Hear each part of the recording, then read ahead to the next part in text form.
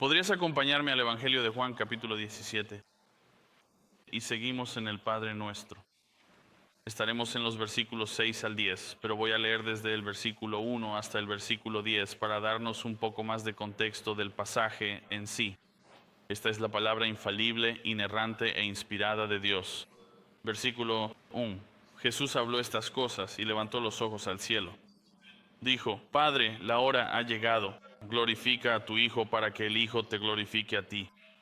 Así como le diste autoridad sobre toda carne, para que a todos los que le has dado, Él les dé vida eterna. Y esta es la vida eterna, que te conozcan a ti, el único Dios verdadero, y a Jesucristo, a quien has enviado. Yo te he glorificado en la tierra, habiendo terminado la obra que me diste para hacer.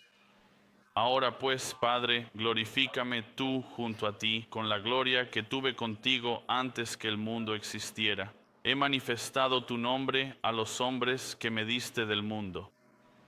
Tuyos eran y me los diste, y han guardado tu palabra. Ahora han llegado a saber que todo lo que me has dado proviene de ti, porque las palabras que me diste se las he dado a ellos, y ellos las recibieron y verdaderamente han entendido que salí de ti y han creído que tú me enviaste. Ruego por ellos. No ruego por el mundo, sino por los que me diste, porque tuyos son, y todo lo mío es tuyo, y lo tuyo es mío, y he sido glorificado en ellos. Ora conmigo. Padre, esta mañana confesamos que nuestras oraciones a veces son frívolas y superficiales. Son verdaderamente superficiales. Oramos por cosas que nos preocupan e incluso de eso nos arrepentimos en nuestras oraciones. Pensamos en el Salvador y a veces nuestros pensamientos son bajos. Pero al ver la manera en que el Salvador oró por nosotros, la manera en que el Salvador oró a ti, vemos la grandeza, la gloria, los pensamientos magníficos que recorren a tu Hijo perfecto. Y esta mañana queremos que nuestras oraciones se eleven. Queremos que nuestros pensamientos se eleven hasta los cielos. Queremos adorarte sin obstáculos, y aunque eso no sucederá aquí en la tierra, la promesa y la esperanza es que algún día sí ocurrirá. Seremos liberados de esta conexión con este mundo pecaminoso y de la naturaleza pecaminosa que reside en nosotros. Así que, Señor, incluso ahora al mirar tu palabra y ver las palabras del Salvador, entendemos lo que Él ha logrado por nosotros. Ayúdanos, Señor, a comprender y gloriarnos solo en la cruz de Cristo. Pedimos en el nombre de Cristo. Amén. Así que esta es la segunda parte del sermón titulado El Padre Nuestro. La semana pasada exploramos los versículos iniciales de la oración sumo sacerdotal del Señor Jesús mientras se prepara para morir. Esta es la noche en que el Señor sería arrestado, los hombres serían dispersados y Él iría solo a hacer lo que solo Él podía hacer por sí mismo, morir por todos aquellos que creerían. Incluso después de que reflexioné sobre el sermón de la semana pasada y revisé mis notas, y no sé si tú haces eso contigo mismo cuando tomas notas, pero te recomiendo que vuelvas y revises tus notas. Volví a mirar y le di más consideración a esto, y lo que provocó, al menos en mí, fue más adoración. Reflexioné más profundamente y pensé, vaya, me perdí de tanto. Y siempre es así con la palabra. Quiero decir, es inagotable. Y pensé en las cosas que Él ya ha dicho. Él y son esas cosas que podrías decir, bueno, en su oración, Él es el único que puede orar de esta manera. Y también pensé, bueno, solo el Señor Jesús podría, y dije, solo el Señor Jesús debería, y solo el Señor Jesús oraría de esta manera. Y seguí reflexionando sobre eso. Dije, ¿qué quiero decir? Pensé, bueno, él podía orar de esta manera porque es el Cordero de Dios sin pecado que quita los pecados del mundo, ¿verdad? Juan capítulo 1, versículo 29. Él debía orar de esta manera por esa razón tan profunda, porque para eso precisamente entró al mundo, porque iba a entregar su preciosa vida para quitar el pecado de la humanidad. Él dijo esto, ¿verdad? Juan 10:17. Y luego dije que él oraría de esta manera, porque no solo somos salvos, escucha esto, no somos salvos solo por la muerte de Jesucristo. Somos salvos por la vida de Cristo. Somos salvos porque Él no simplemente dijo, bueno, déjame hacer un plan B. No, la caída en el jardín sucedería porque Dios, en su infinita sabiduría y propósito, así lo dispuso. Juan 17, mira el versículo 4, dice, te he glorificado en la tierra, habiendo terminado la obra que me diste para hacer. ¿Fue solo en su muerte? No, eso no es lo que dice. Toda su vida. Así que Él lo haría, así que podría y debería y oraría de esta manera. Es por esta misma razón que el Señor Jesús ora en la voluntad de la Trinidad, declarando que Él es igual en gloria al Padre. ¿Recuerdas eso? Él es igual en gloria al Padre. Eso está en el versículo 1. Padre, ha llegado la hora. Dice, glorifica a tu Hijo para que el Hijo te glorifique a ti. Igualdad.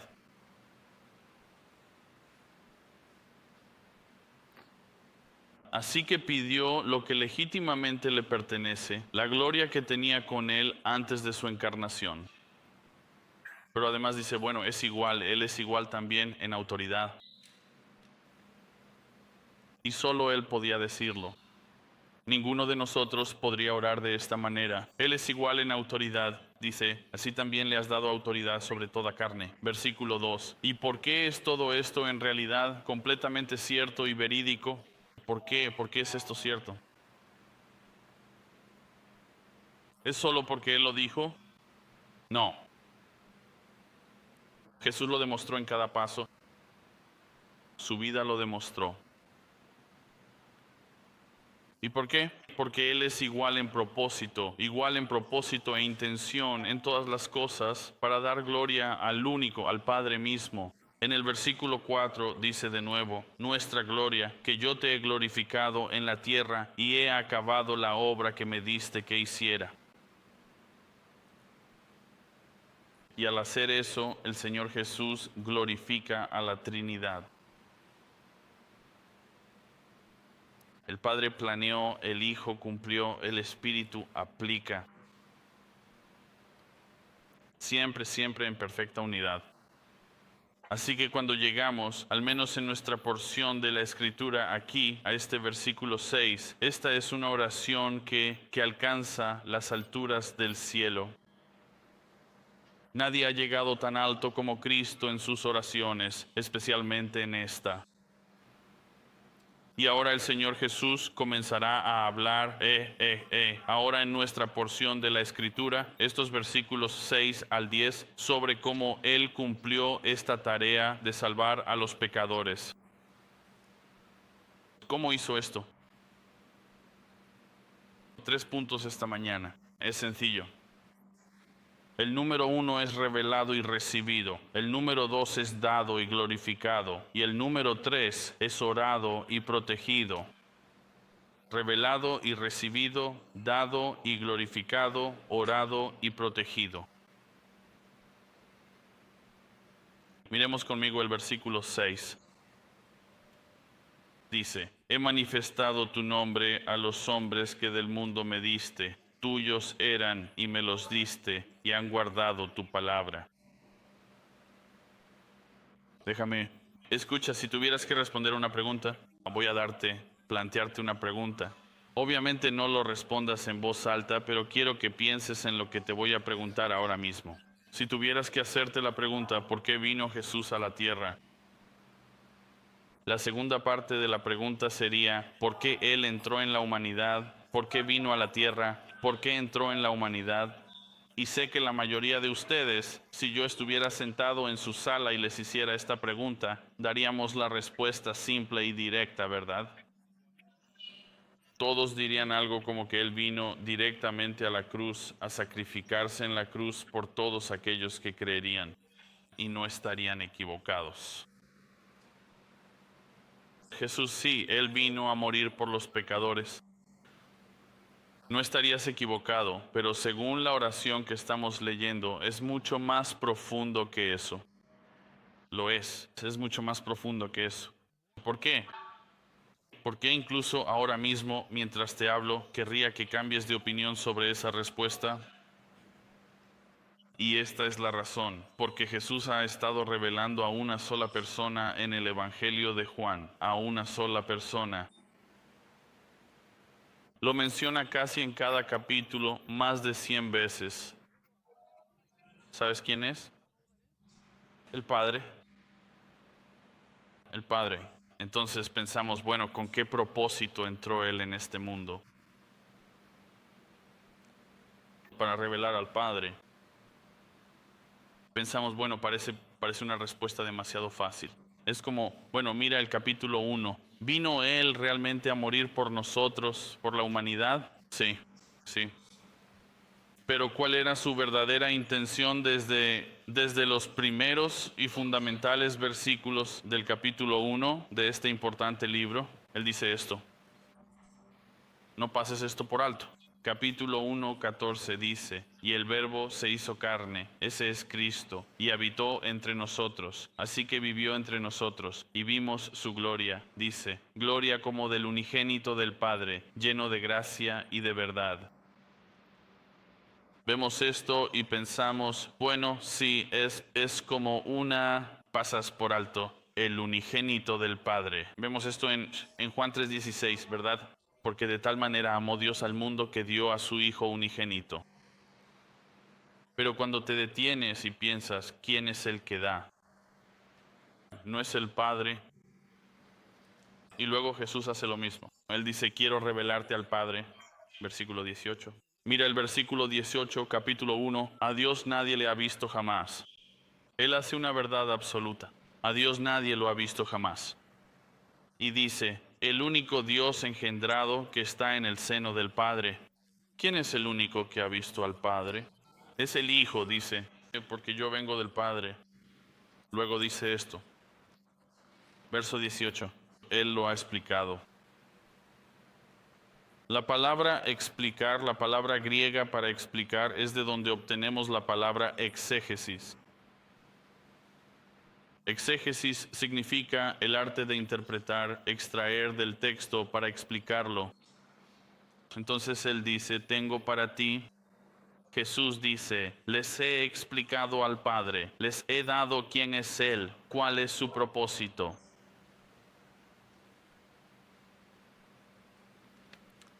El Señor Jesús nos da el gran propósito de toda su vida, explicar al Padre su plan. Mira el capítulo 3. Y querrás hacer este ejercicio más adelante. Yo no lo voy a hacer, pero más de 100 veces menciona al Padre, casi en cada capítulo. Pero en el capítulo 3, mira el versículo 35. Dice, el Padre ama al Hijo y ha puesto todas las cosas en su mano. El Padre, una vez más, ama al Hijo y ha puesto todo en las manos de Jesús. El deseo de Jesús era que las personas, toda la humanidad, fueran reconciliadas con el Padre, porque nuestro pecado nos ha hecho hostiles hacia Él. Y nosotros, antes de la salvación, estábamos alejados de Dios. Efesios 4:18, ¿verdad? Romanos 8:7. La mente puesta en la carne es hostil hacia Dios. Está en lucha con Dios. Antes de que llegaras a la salvación, no tenías el deseo de conocer a Dios. Quizás dijiste, bueno, yo estaba buscando y quería algún cambio, pero realmente buscabas a Dios. Dijiste, abandonaría el pecado si no fuera por Dios, seguiría siendo un enemigo de Él. Romanos 5:10 dice esto, éramos enemigos de Dios, dice Él. Así que Jesús ha dado a conocer al Padre. Él nos ha revelado al Padre. A lo largo de todos los capítulos que ya hemos recorrido, ha sido el Padre, el Padre. Y ahora llegamos a este punto y ahora yo haría la pregunta al texto en el capítulo 17, que dice, ¿cómo hizo esto? ¿Cómo lo hizo? Bueno, vemos esto. Mira, en el capítulo 14, de hecho, de Juan, y observa el versículo 7. Si me hubierais conocido, dice, también habríais conocido a mi Padre. Estamos hablando de 3 años ya de ministerio. 3 años de ministerio. Si me hubierais conocido, también conoceríais a mi Padre. Sus atributos, perfecciones, bondad, gracia y misericordia, su amor. Y él dice, de ahora en adelante lo conocéis. Hablando con los discípulos dice, y lo habéis visto con vuestros propios ojos. Felipe le dijo, me encanta esto, ¿verdad? Porque uno se detendría y diría, yo debería haber hecho esa pregunta. Me alegra que alguien lo haya hecho. Así que Felipe hizo la pregunta, dice, Señor, muéstranos al Padre y nos basta. Vamos, Jesús, por favor.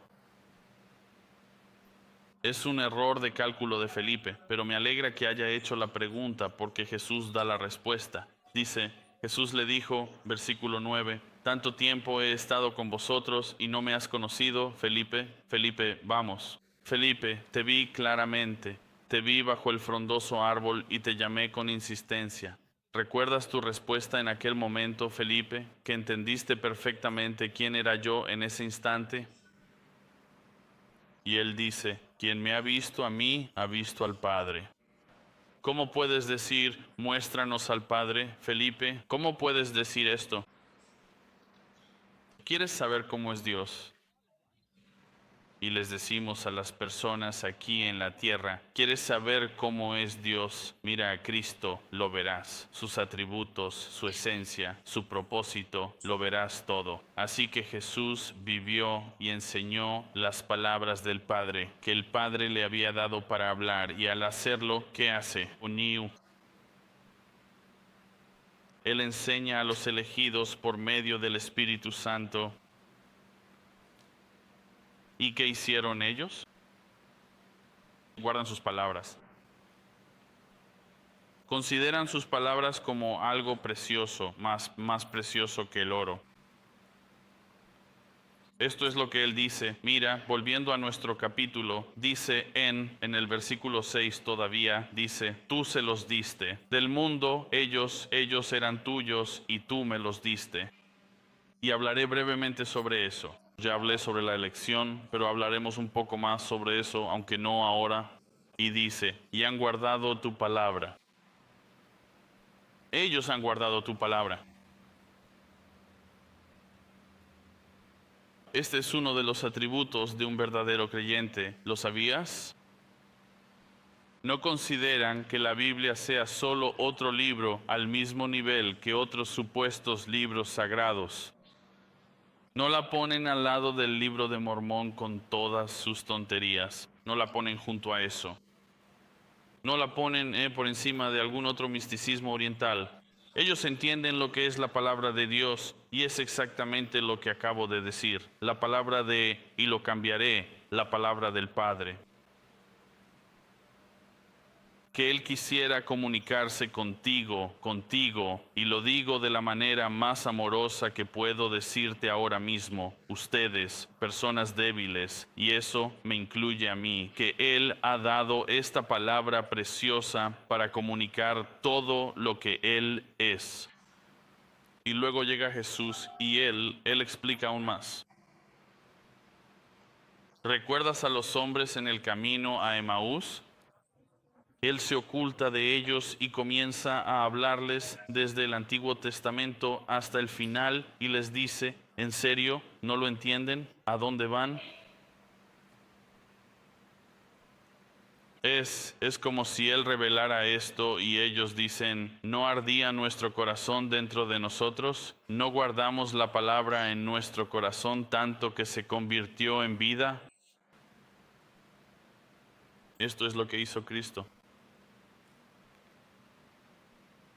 Esto es, mira lo que dice en el versículo 7, y han llegado a saber que todo lo que me has dado proviene de ti. Así que la conexión directa cuando Él dice, todo lo que me has dado proviene de ti, la conexión directa es con la palabra. Así que significa esto, cada palabra que me has dado, ellos la conocen. Ellos entienden. ¿Y qué es lo que saben? Saben las palabras que el Padre le ha dado al Hijo y estas palabras las atesoran y las guardan. Y lo que no significa es esto. Esto es lo que no significa, por si acaso lo malinterpretas. Él no está diciendo que guardaron las palabras de Moisés, porque ya refutó eso con los fariseos. No dijo, guardaron la ley. Eso no es lo que está diciendo. Él está diciendo, ellos guardaron mis palabras. Todo lo que Él les ha dicho, incluso hasta este punto, ¿quieres saber todo lo que ha dicho? Empieza en el capítulo 13 y sigue hasta este punto. Esas son las palabras que han guardado. Ellos las han guardado, quiero decir, y las siguen, y por eso, escucha, por eso ocurre un verdadero cambio en la vida de un creyente. No sucede por guardar la ley, no sucede por decir, déjame leer esta palabra y encontrar las partes legales para que yo las cumpla y camine en línea recta. Quiero caminar por el camino recto y angosto. Déjame decirte algo, tú no puedes caminar por el camino recto y angosto. No puedes caminarlo. Ya has sido colocado en él. No hay ningún otro lugar al que puedas ir. Ya lo estás caminando. Así que cuando Él dice que guardes su palabra, es para que seas transformado, para que encuentres esas palabras tan valiosas que cambien tu carácter y te hagan más como Él y menos como tú. Mira, yo no necesito más de Jesús, tú necesitas menos de ti. Jesús no ha reservado nada. Él no hizo eso con estos hombres. El segundo punto es este, dado y glorificado. Escucha, ¿ves la segunda parte del versículo 7? Dice así, dice, todo lo que me has dado viene de ti. Escucha, esto, amado, escucha. Versículo 7, tú has llegado a saber, tú entiendes que Él es una profundidad en la comprensión de la palabra de Dios que no podrías entender sin el Espíritu Santo. Es simplemente imposible. Entiendes la verdad por sus palabras, por su vida, pero también has llegado a hacer que, mira el versículo 8, dice, porque las palabras que me diste, yo se las he dado, y ellos las recibieron y verdaderamente, ¿qué? Entendieron. Así que tú tienes esta noticia, lo sabes, pero hay un sentido más profundo en el que los creyentes son los únicos que tienen acceso para entender la palabra de Dios. Para el mundo es una locura. Para ti, tú conoces y entiendes sus profundidades y en tu propia vida devocional te sumerges profundamente para obtener una mayor comprensión. No te conformas con solo una comprensión superficial de las Escrituras, pero dice, verdaderamente entendieron. Eso es lo que dice. Verdaderamente, genuinamente entendieron el Evangelio y que es algo que te da vida. Para todos los demás no es nada, son solo palabras en una página. Pero para ti dice que tú has venido para que estos entendieran y han salido de ti y han creído que tú me enviaste.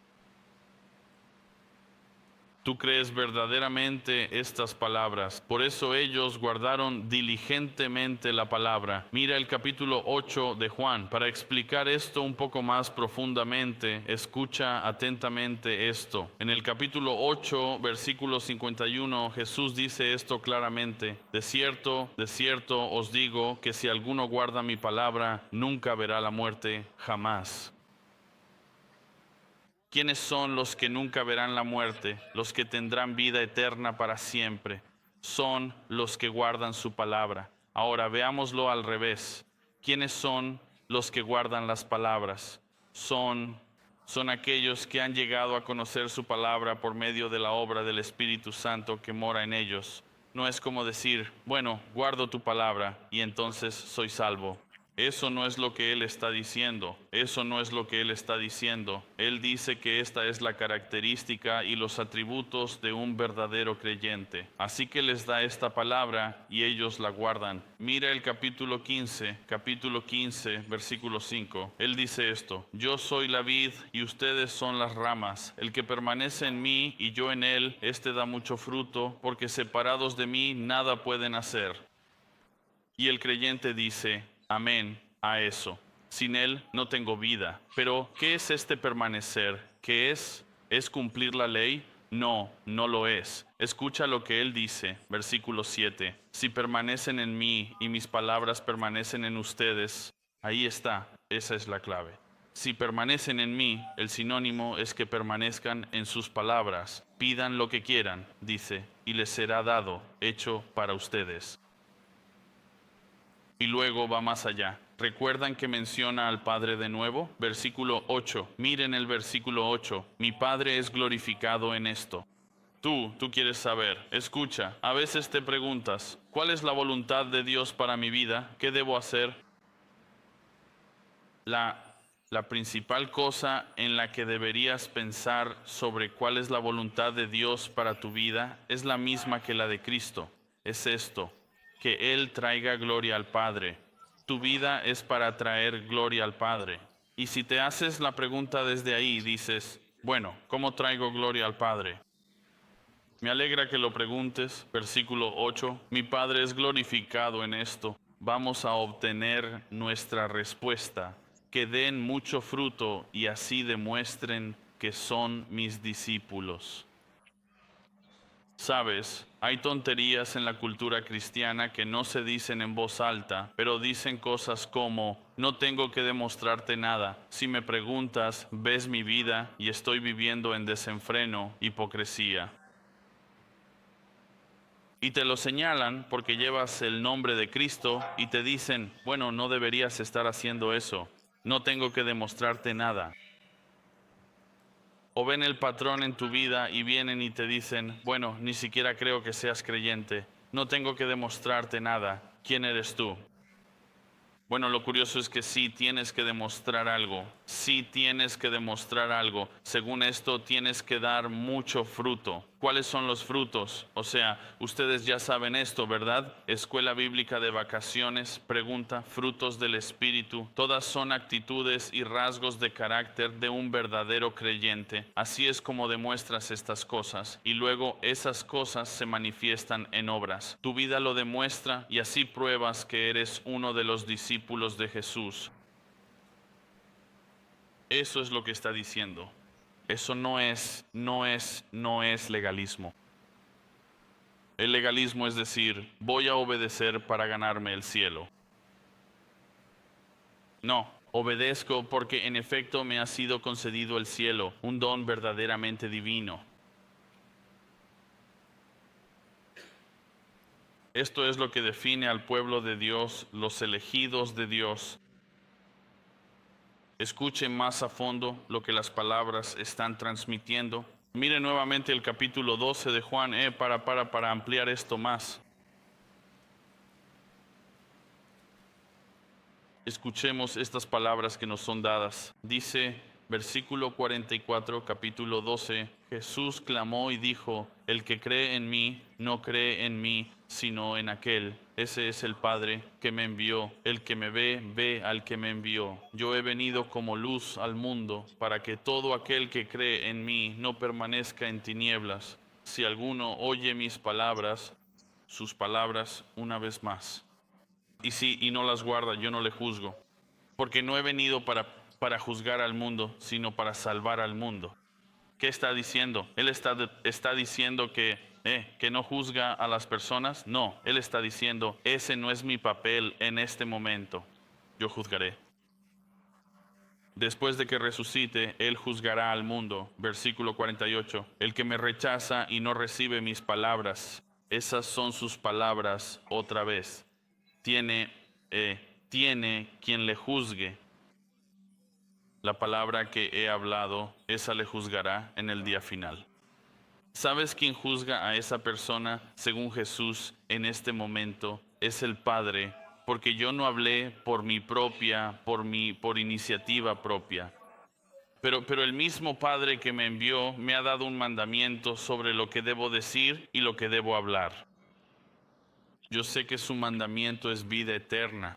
Ese es el mandamiento del Padre, esa es la iniciativa del Padre. Por eso dice, las cosas que hablo, las hablo tal como el Padre me las ha dicho. Así que si guardas mis palabras, guardas las palabras del Padre. Capítulo 8, ve al capítulo 8. En el versículo 42, Jesús les dice, si Dios fuera vuestro Padre, me amaríais.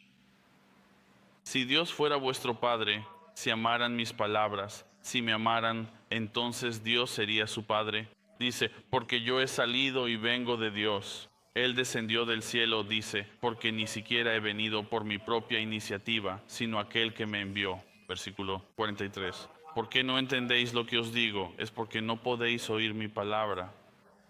¿Qué está diciendo? ¿Está diciendo que sus oídos no funcionan? No. ¿Sabes lo que está diciendo? La profecía de Isaías, capítulo 6. Isaías ve a Jesús en el trono, alto y sublime, y su respuesta es, estoy perdido. Y luego le da una tarea a Isaías. Ve a mi pueblo, háblales de mí. ¿Y sabéis qué le promete? No, no te van a oír. No, no te van a escuchar. Es como si no existieras para ellos. ¿Es diferente hoy en día? No. No.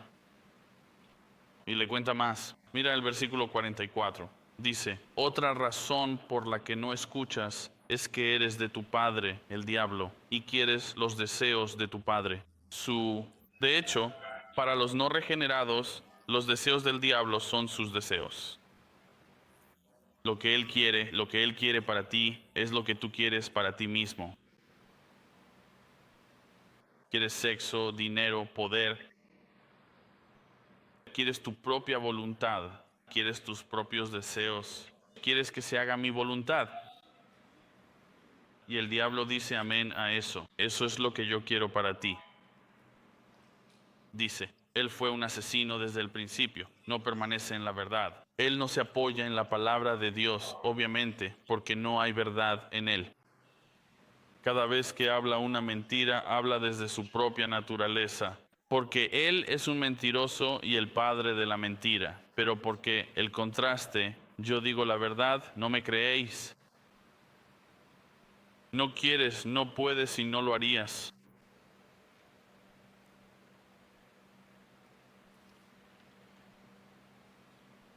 Las palabras de Jesús son muy fuertes, ¿verdad que sí? Y directas. Pero aquellos que conocen, escucha. Vuelve a las palabras que compartí antes de los versículos. Aquellos que conocen y entienden han recibido ese entendimiento a través del Espíritu Santo. Estas palabras que son fuertes y el mundo las vería y diría, vaya, eso es aburrido, simplemente no me interesa. Y tienes razón. Solo estás dando testimonio de la verdad. Que la razón por la que te parecen aburridas y no te importan es porque no producen vida en ti. De hecho, van a producir muerte. Más condenación.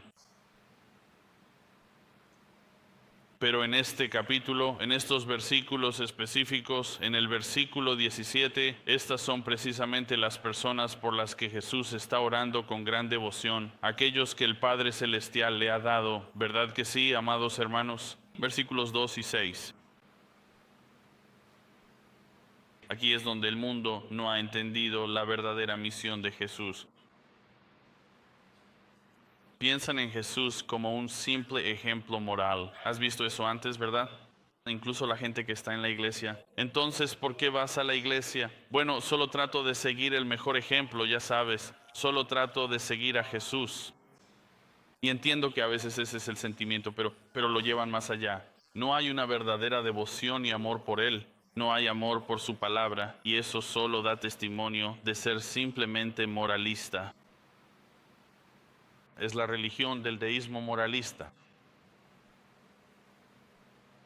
Pero si Jesús fuera solo un ejemplo, ¿verdad? Para que tú lo sigas.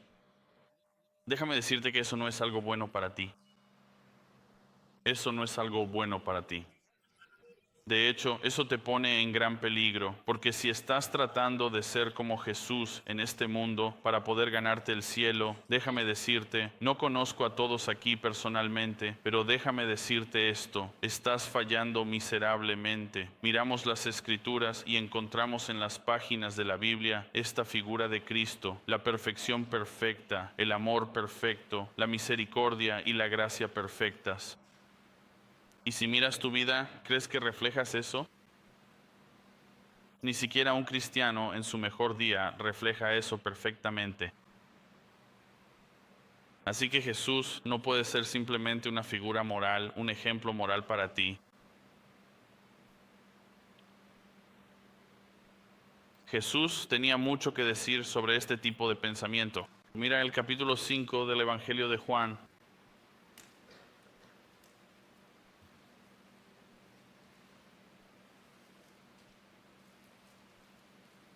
Dice esto en el versículo 39, esta es la voluntad del que me envió, que de todo lo que Él me ha dado, yo no pierda nada.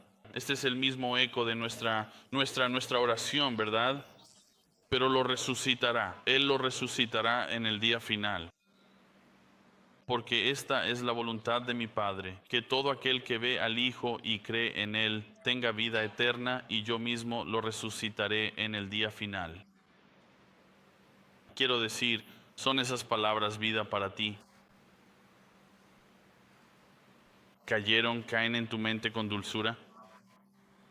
Permítame continuar leyendo. Miren el versículo 41, dice, por eso los judíos murmuraban acerca de él, pero ven que dice, yo soy el pan que descendió del cielo. ¿No es esto cierto? Esto es lo que él ha hecho. Dice que, y luego él responde, y ellos decían, dice, ¿no es este Jesús, el hijo de José, cuyo padre conocemos? Empiezan a decir, bueno, ¿no es esta la persona que hemos visto crecer y que no tiene nada de especial? Incluso empiezan a decir, bueno, él es producto de fornicación. No están escuchando las palabras y lo ven a él y él trae juicio sobre sus vidas. Ahora, por favor, miren el capítulo 5, versículo 42, que dice, pero yo los conozco a ustedes, creyentes. Él dice que a los no creyentes les digo que no conocen el amor de Dios en ustedes mismos, que no tienen el amor de Dios. Dice, he venido en nombre de mi Padre y no me reciben. Si otro viene en su propio nombre, miren el juicio que está pronunciando sobre ellos. Si otro viene en su propio nombre, a ese sí lo reciben. Tienen más respeto por algún rabino itinerante que predica. Dice, ¿cómo pueden creer? ¿Cómo pueden creer? Dice, ustedes cuando reciben gloria los unos de los otros, cuando se comparan con todos los que los rodean y piensan, esa será mi fe salvadora. Bueno, al menos no soy como esa persona. Dice, y no buscan la gloria que viene del único y verdadero Dios. Ustedes no hacen eso. Buscan la gloria para ustedes mismos a su manera. Escuchen, si están aquí hoy confiando en las palabras de Jesús, es algo asombroso que Dios ha hecho. Por la gracia de Dios, saben, no es que sean más inteligentes porque creen, no son más astutos, esa no es la razón. Dice que la verdad es esta. Están aquí entendiendo la verdad por la gracia de Dios y su misericordia sobre sus vidas. Pero si están aquí y no creen y su respuesta es endurecer continuamente sus corazones, les será cada vez más difícil creer. Esto es una advertencia, les será cada vez más difícil creer. Será un juicio sobre sus vidas el haber calculado mal la vida, las palabras y la obra de Cristo. No es que necesiten más información, escuchen, no es que necesiten más información, en realidad es esto, tienen demasiada información. Lo siento por ustedes. Las personas por las que a veces me desvelo orando por ustedes, incluso mientras hago estos estudios, cuando llego a esta parte de la escritura que estoy a punto de compartir con ustedes, son aquellos por los que temo, porque digo, mira, van a escuchar el Evangelio una vez más, no van a responder, van a endurecer sus corazones y se volverá cada vez más difícil y más difícil. Y un día su juicio será mayor por haber conocido la verdad. Él dice esto, mira en Hebreos capítulo 10, dice, esto tiene que ser, si no crees, este tiene que ser el versículo más aterrador de toda la escritura. Hebreos capítulo 10, mira atentamente el versículo 29 que dice, ¿cuánto mayor y más severo castigo pensáis que merecerá aquel que ha pisoteado deliberadamente al Hijo de Dios? Escucha, mira, pensamos en esto, decimos, ¿de dónde en el infierno está reservado el mayor de los castigos? Y pensamos, bueno, ¿quién está siendo atormentado más? Y la gente dice, bueno, obviamente son hombres como Hitler y asesinos en serie y hombres que han provocado genocidios en todo el mundo. Sabes, se puede argumentar que el que será más atormentado en el infierno es aquel que ha estado sentado en iglesias semana tras semana, escuchando el Evangelio y sin responder. Puede que seas atormentado en una parte más profunda del infierno que el propio Hitler.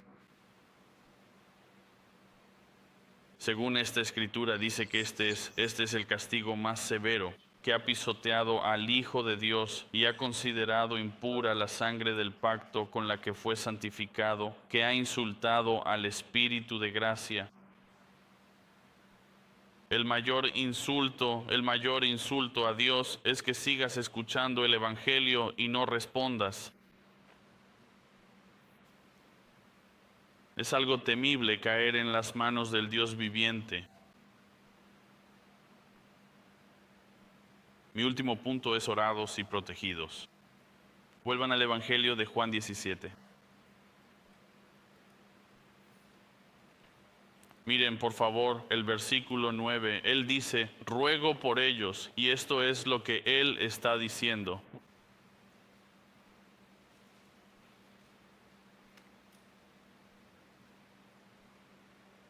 Si tuviéramos alguna confusión sobre por quién está orando Jesús, aquí Jesús lo aclara. De hecho, no solo nos dice por quién está orando, sino que también dice por quién no está orando. Dice, ruego por ellos, por su bienestar, y no ruego por el mundo entero, sino por aquellos que me siguen. Esta misma verdad, escuchen, esta misma verdad debería traer el mayor consuelo a los creyentes. Debería hacerlo. Debería traer el mayor consuelo a los creyentes por dos razones. Las dos razones son estas. ¿Por quién está orando por ti? Si quisieras que alguien orara por ti, escucha, si quisieras que alguien orara por ti, ¿no querrías que Jesús orara por ti? si tuviera que elegir y dijera, bueno, está bien, puedes tener, ya sabes, a John MacArthur orando por ti o a Jesús. Yo diría Jesús todos los días, todos los días. El más grande de los guerreros de oración aquí jamás podría orar más que mi Salvador, nunca. Y él dice esto, mira en Romanos. Si nunca has visto estos versículos, te van a animar en Romanos capítulo 8 y en el versículo 32. Voy a empezar en el versículo 32 y resaltar. Voy a resaltar el versículo 34, pero el versículo 32 dice que debemos acudir a Él. Dice, el que no escatimó ni a su propio Hijo, ese es el Padre. No escatimó a su propio Hijo, sino que lo entregó por todos nosotros. ¿Cómo no nos dará también con Él todas las cosas? Eso es una herencia, ¿verdad? ¿Quién acusará a los escogidos de Dios? La pregunta es retórica. No puedes tocarme. Dios es quien verdaderamente justifica, no tú. Verso 34. ¿Quién es el que condenará? Cristo Jesús es el que murió. Si no es así, amén. No es este el que murió, sino más bien el que resucitó. Y pensamos, bueno, eso es suficiente. Vivió una vida perfecta, murió una muerte expiatoria y resucitó de entre los muertos. Eso es suficiente para mí. No, pero va más allá. ¿Quién está a la diestra de Dios? Y bueno, aún más.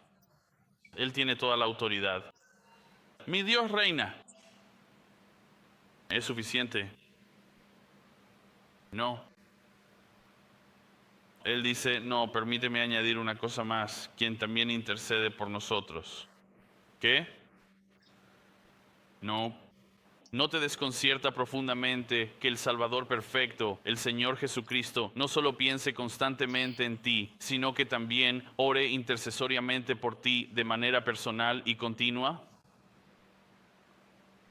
Por esta razón, esta idea del Salvador que intercede por nosotros es tan verdaderamente asombrosa. Cuando tú oras mal, Él nunca ora mal por ti. Esto es un gran consuelo, escucha. Segundo, escucha. Si eso no fuera suficiente, ves el ministerio de Cristo en un solo versículo. Él dice esto. Las oraciones no son solo hacia un pueblo general, un grupo de personas general. Solo hay una vez, escucha. Solo hay una vez en la que Jesús oró por los incrédulos. ¿Saben ustedes cuándo fue eso? Es como una prueba sorpresa. Él está en la cruz. Padre, por favor, perdónalos porque ellos realmente no saben lo que están haciendo. Fuera de eso, el resto del tiempo ora con sus discípulos, por sus discípulos. La mayoría del tiempo, esto es lo que él hacía. Él dirigía oraciones directamente hacia un pueblo en particular que le pertenecía. Sus oraciones son para y solo para los amados. Eso me gusta. No quiero un Salvador que tenga lo que consideraríamos oraciones al azar, oraciones dispersas. Oh, espero que puedas hacer esto en su vida, ese tipo de idea. Nosotros oramos así, ¿verdad? Pero así no ora Jesús. Hebreos 7:25 habla de esto aún más. Dice, por lo cual puede también salvar para siempre a los que por Él se acercan a Dios. ¿Por qué? Porque Él siempre vive para interceder por ellos. Esta es su vida, esto es lo que Él hace.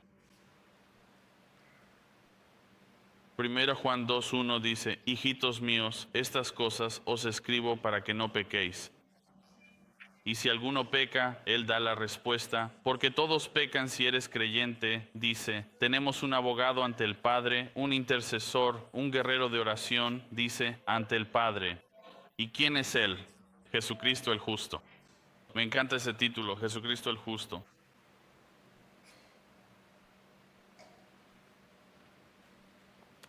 Vuelve a Juan.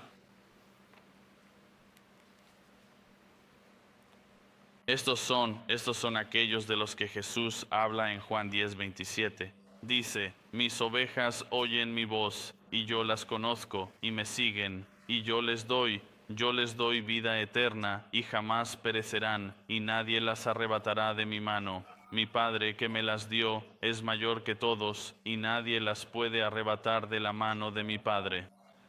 Luego hace la mayor declaración de deidad. Yo y el Padre somos uno. De estos es de quienes Él está hablando. Incluso nos da una idea. Incluso lo que acabo de leer ahora mismo, Él nos da una idea. El Evangelio de Juan, las palabras de Cristo nos dan una idea de lo que Jesús está pidiendo en oración. Pero antes de hablar de eso, Él habla de esta posesión del pueblo. Dice, ellos, en el versículo número 9 del capítulo 17, dice claramente, son vuestros, es decir, pertenecen a ustedes, son de su propiedad. El versículo 10 dice, y lo mío es tuyo y lo tuyo es mío. Es esta ida y vuelta. Escucha, me encanta esto porque lo leemos y casi suena como un trabalengua si lo lees demasiado rápido. Pero ya veis lo que dice Jesús, son vuestros. Y luego es como si se volviera hacia ti y te dijera, pero tú también me perteneces, eres mía. Si acaso. Escucha, te casas en esta habitación, ¿verdad? Y algunos de ustedes que están casados podrían volverse y decir, hombre, tú podrías dirigirte a tu esposa y a tu esposo y decirles, hombre, estoy tan feliz de que seas mío. ¿Bien? Y en términos generales eso se siente bien. Pero imagina, el Salvador dice, eres mío y como eres mío te guardo y eres del Padre. Y en Juan 10 dice lo mismo. Él dice, estás en mi mano y también estás en la mano del Padre. ¿Y en la mano de quién estás? Estás en la mano de la Trinidad que te sostiene con fuerza. Él nunca te perderá. A estos son a los que Él les está hablando. No son personas al azar. Si alguna vez te has preguntado cuáles son las oraciones constantes de Jesús, ¿por qué ora Él? Ten la seguridad de esto, que una cosa es cierta, cualquiera que sea la oración que Jesús tenga por ti, sin duda será respondida. Eso es una cosa, ¿verdad? Pero por qué está orando Él? Mira Juan 6. Y esta es una respuesta que podríamos dar. Juan 6:37 dice esto, todo lo que el Padre me da, vendrá a mí. Así que lo primero, dejémoslo claro aquí, ¿por qué es lo primero que Él está orando? Que finalmente el llamado eficaz de Dios sea efectivo y tú vendrás a Él. Has venido a Él porque Él oró para que vinieras a Él desde la eternidad pasada. Sigamos adelante. Dice, y al que viene a mí, de ningún modo lo echaré fuera. Esa es la belleza del Evangelio, ¿no es así? Llega lejos y a muchos. No hay discriminación para ti al escuchar el Evangelio. Y a aquellos que vendrán, Dios dice, nunca los rechazaré. Pero va más allá para explicar lo que creo que es por lo que Él ora. Versículo 39. Esta es la voluntad del que me envió. Si Él ora por algo, tiene que ser la voluntad de Dios. Dice que de todos los que me ha dado, no pierdo ninguno. Así que Él ora para que nunca te pierdas. Él no te perdería y nunca te perderás. Y luego, el versículo 39, lo resucitaré en el día final, que un día serás resucitado para la gloria, y la lucha contra el pecado habrá terminado. Versículo 40 dice, porque esta es la voluntad de mi Padre. Él va aún más allá. ¿Quieres saber de nuevo cuál es la voluntad de Dios? Dice, que todo aquel que ve al Hijo y cree en Él tenga vida eterna. Si estás aquí y aún no has llegado a creer, esta es la voluntad de Dios, que llegues a creer. Si fueras a recibir el regalo gratuito, dice, y yo mismo lo resucitaré en el día final, los que creen. Jesús ora constantemente por tu perseverancia y tu firmeza. Esencialmente, en el fondo de lo que Jesús está diciendo, está precisamente esto, que Él orará para llevarte directamente al reino. Él orará para llevarte directamente a la eternidad. No te perderás.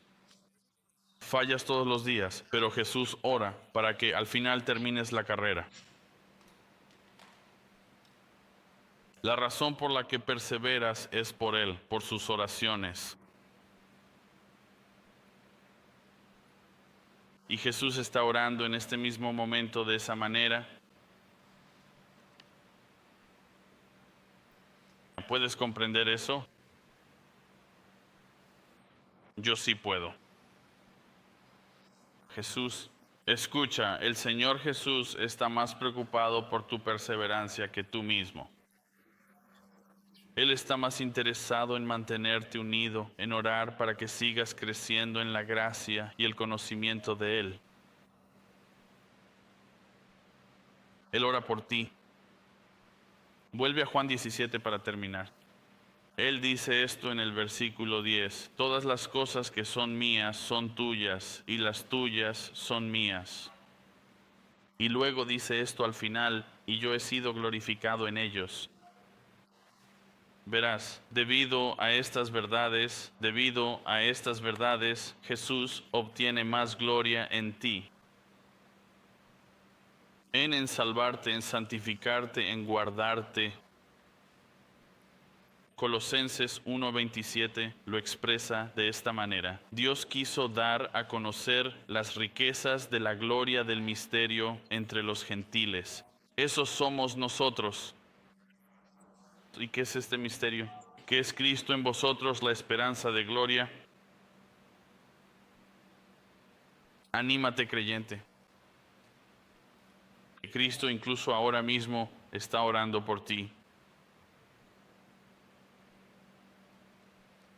Y aún ahora, si no has llegado a creer plenamente, pero si te rindes hoy, en este preciso momento, tendrás a Dios el Padre, no como tu enemigo, sino verdaderamente como el Padre perfecto, el Padre amoroso y el Padre celestial que siempre te cuidará. Y tendrás a Cristo como tu hermano, dice la Escritura. Juan 5:23 dice esto: el que no honra al Hijo, no honra al Padre que lo envió. Considera que una de las cosas que Cristo consideró de suma importancia es que comprendas quién es el Padre y que así crezcas en ese conocimiento y entendimiento. Y que tú, en ese mismo sentido y con la misma convicción, estés orando con ese mismo fin y propósito, con una profunda fe y esperanza,